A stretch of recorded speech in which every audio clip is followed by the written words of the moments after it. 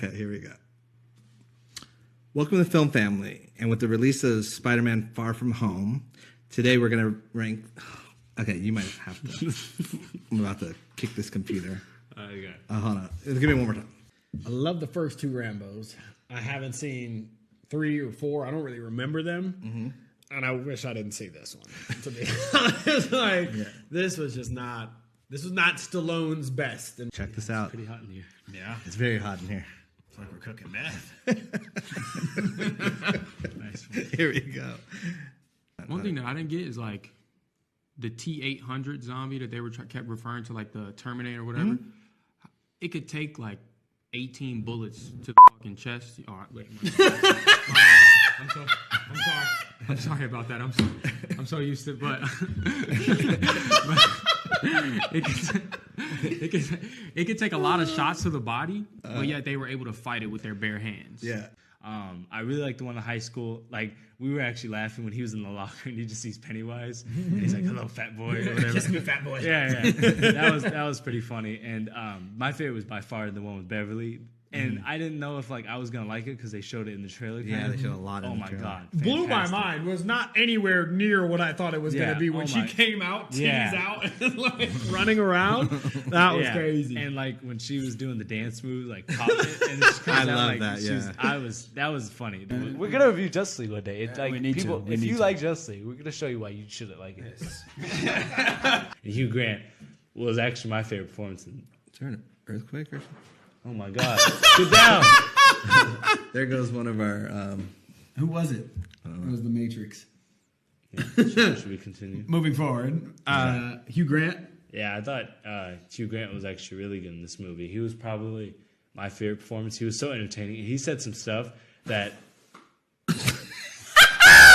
What happened? No, it's still up there. It just fell further, I think. Yeah. Quickly. He did. But everybody has a bad project, you know? I mean, everybody has a bad project, but not everybody has a Gemini Man. Yeah. And I hope those words stay with anybody who has ever watched this video. Pizza's here. Oh, You guys are so funny. Yeah, she's hoping pizza. Molly just walked in. We can stop the camera. Is that okay? Because I really want to eat this pizza. All right.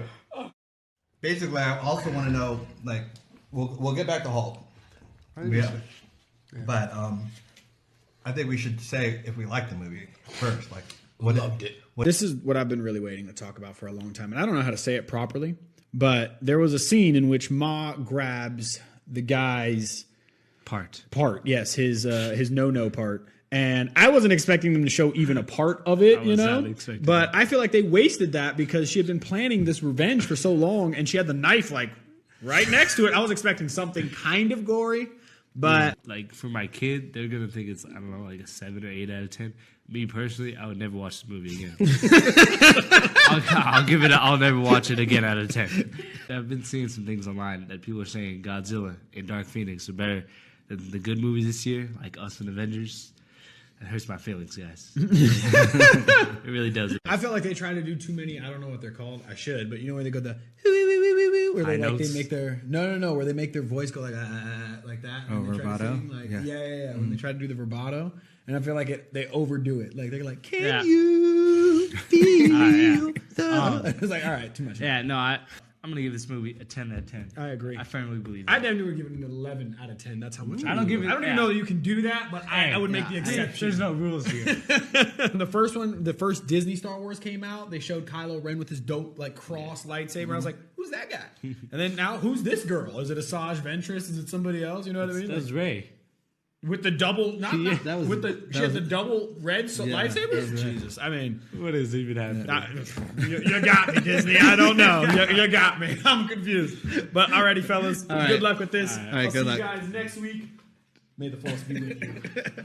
All right. I was gonna say something cooler, but I lost. No, that's pretty cool. Pretty cool. All right. What were your thoughts on this movie? Well, I'll tell you my thoughts. All right, I am back. I was on vacation, people.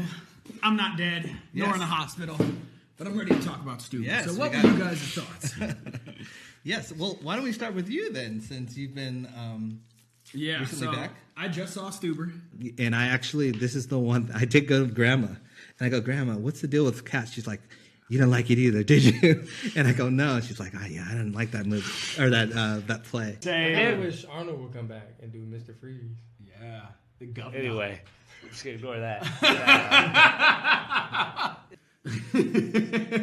And I don't know. It's just, again, I've been spoiled by modern day horror movies that I can argue have even better acting, better shots and stuff. Bring in the old movie was the Jack Nicholson impersonator. That was dishonoring to the movie, in my opinion. Like, come on, he could have looked a little bit older. Will Smith just got a movie completely younger, and you can't do it for one scene for Jack Nicholson. This guy looked like he came off Hollywood Boulevard. Okay. He was drunk and was like, "Hey, I'm the guy from The Shining." Like, yeah, but Jack Nicholson's retired, so I mean, you know.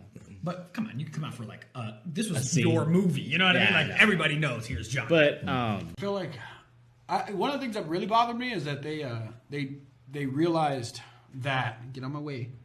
And they realized that People in it that I like, Carrie Ells or whatever his name from Princess Bride and from Kiss it goodbye. Like that'll be the last one.